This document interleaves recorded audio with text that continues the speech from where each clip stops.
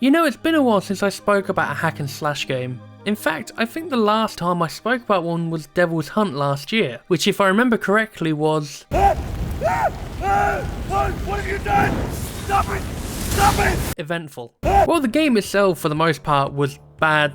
Like, really bad. I'd be lying if I said talking about that kind of game wasn't fun. I really do enjoy them. I know in the past I've primarily talked about cult-based shooters, but some games I've talked about on this channel that were hack and slash games ended up being some of my favourite videos. Sometimes booting up a game just to beat the living daylights out of someone is quite refreshing.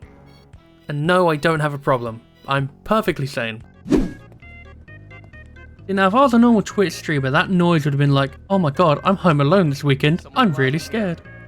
To me, I'm like, nah, I welcome the darkness. If there's a fucking monster in my house, I'm gonna befriend it and then punch it in the face. Why would you punch it after befriending it? What the fuck? It's called, leading them into a false sense of security. Good, now that you're out of stasis, you're coming with me. That's a... Is that glass?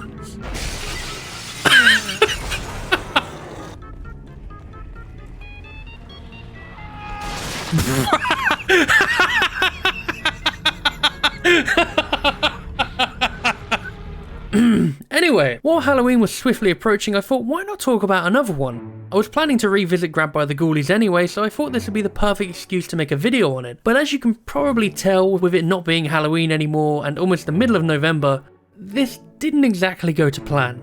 What ended up happening was I got stuck in a room towards the end of the game and got so frustrated by it that I just stopped playing altogether. And to add salt to that wound, I managed to beat this game as a child back then, and I thought it was easy. Fun fact, by the way, Grabbed by the Ghoulies came out in 2003. I would have been 8. 8 years old. I'm 27 now and I can't beat it anymore. So before I have a mental breakdown caused by the fact I can't beat a child's game anymore, I wanted to talk about something I discovered purely by accident recently, and I'm quite glad I did.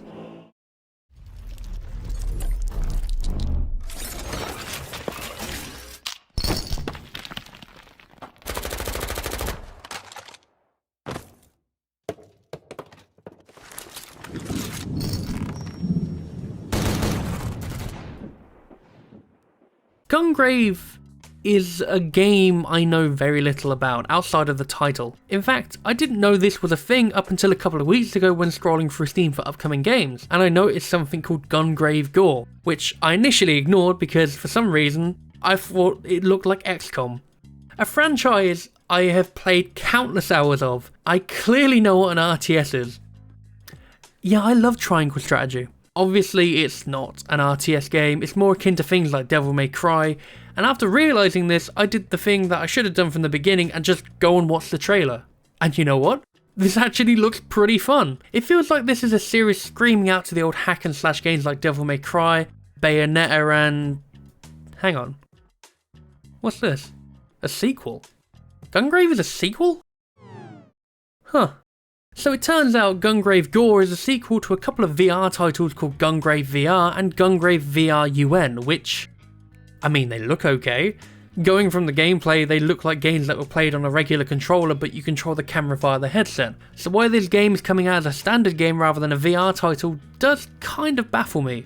I guess it could be to do with the series originally being a couple of PS2 games, and also an anime, which I didn't expect originally, but looking at the art style of the first game, yeah, that makes sense.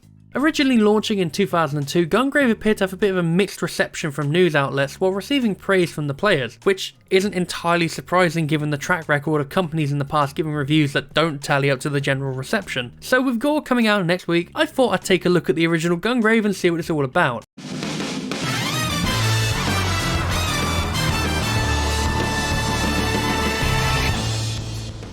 When booting up the game, you're immediately smacked in the face with a video that is accompanied by some damn catchy music.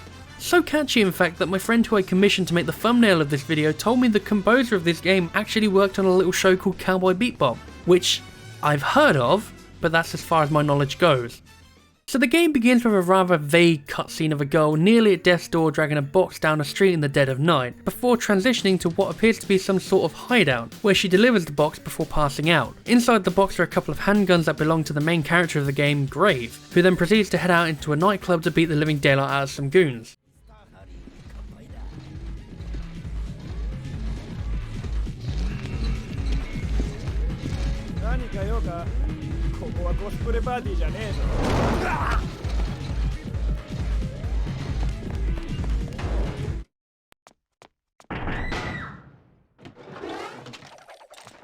The main objective of Gungrave is to shoot your way through various areas with a small range of different enemies to encounter, most of which are primarily ranged and rather inaccurate. After making your way through some areas, you'll encounter the main target of the level. Towards the start of the game, these are just bosses that appear to be tougher variants of the basic cannon fodder, but after a couple of levels, these turn into full-on boss fights with unique character designs, which are actually pretty fun and they add a bit of variety into the mix. Plus, some of the designs are pretty cool, like this one guy who looks like a demonic motorbike with a giant fist. I don't understand the practicality of this, but it looks stupid and pretty cool at the same time.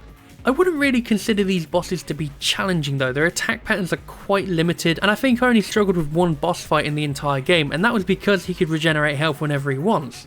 Speaking of which, outside of unlocking a special ability towards the end of the game, Grave can't refill his health. Ever. Instead, what you have is an initial shield that can recharge over time and a health pool, which sounds like it should make the game more challenging, but I think it ended up making the game more forgiving. A lot of the enemies in this game are so weak that depending on the enemy you face, some of them take a long time to even hit your shield. Weirdly enough, this kind of thing reminds me of Time Crisis, where the basic cannon fodder just shoots in your direction but rarely lands a hit. You'd have to stand there for a long time for these guys to make any real impact to your health. I guess this is done by design though, since you're primarily standing still for most of the combat in this game. Gungrave's combat feels like a mirror of Devil May Cry's, where melee was king and pistols were less of a focus, while Gungrave's primary focus is to shoot everything you see.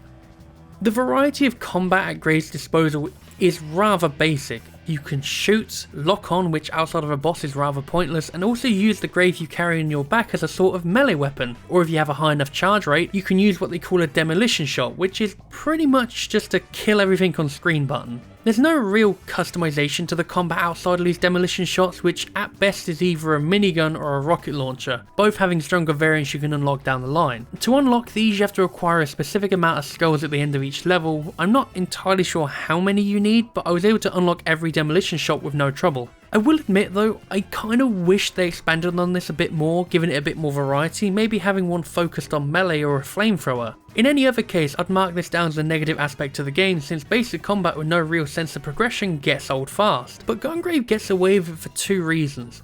First off, it's a simplistic format that I can just switch my brain off to, and secondly, the game is roughly 2 hours maximum to beat. Yeah, it's not long, there's 6 levels to go through and the first couple are rather short. The levels themselves aren't terrible though, each one of them has you going for a different set piece with a good bit of music to accompany the mass onslaught that lasts you roughly 10 to 20 minutes. I think my favourite thing about the levels in this game is how well they've aged due to the art style of the game overall. While cartoonish, I think it complements the world of Gungrave quite well, especially with how over the top the proportions of the characters are in this game. I don't know why I like it so much, but it really nails that stereotypical PS2 era model design. I can't tell if it was a deliberate move, but I think it worked out quite well, especially with Grave. While walking around, Grave seems to have a bit of a hunchback to him, and he walks like his body is struggling to move, which as the game progresses starts to make a lot more sense because you learn that Grave is technically undead. After being betrayed by a fellow member of the Syndicate, Grave appears to make some sort of deal with the devil to come back to life, but has to be hooked up to a machine half the time to recharge his body. It's a rather interesting idea to see that while Grave is an unstoppable killing machine, he's incredibly fragile and could be worn down quite easily. Sort of like a glass cannon. Plus, I love as well that when you walk, he creaks. I assume this is because of the giant container on your back, but it's amusing when it clips into the wall. While I do love Grave's design, I wish I knew more about him, and that's one of the things that in this game was quite disappointing. The overall story of Gungrave isn't bad, but it wasn't really present either. The game feels incredibly vague from start to finish, only filling in the minor blanks like why Grave is the way he is, why he hates the Syndicate leader, and outside of that you don't really learn much about the members of the Syndicate or your involvement with them before being betrayed. I know there was an anime that released a year later, but given this is the first piece of media in the Gungrave universe, it doesn't really sell me on the game franchise itself, which is a shame because I'd love to know more. You could argue that the characters you can talk to outside the levels help build the world, but I personally found their dialogue to be more generic than insightful. I guess if they tried to cram more story into this game with extra cutscenes and dialogue, we'd probably be playing this for a few more hours, and that could end up being quite boring. At the end of the day though, Gungrave is a fun time waster. It doesn't get any more simple than that. Sure, it's only 2 hours long, but the game itself is so simple that dragging this out to fill a quota of 7 hours would ruin any charm this game has. And with how often games tend to drag out gameplay for the dumbest reasons, it was honestly refreshing to go back and play something really simple. For an introduction into a series I knew nothing about, Gungrave is pretty fun, and if you have a couple of hours to spare, I'd highly recommend giving it a look. And in case my review hasn't really done this game justice, a good thing to consider is this game hasn't really had a proper sequel in about 20 years. And looking into it with no knowledge prior, I saw a lot of people excited for it. If that doesn't say this series is worth looking into, I don't know what will.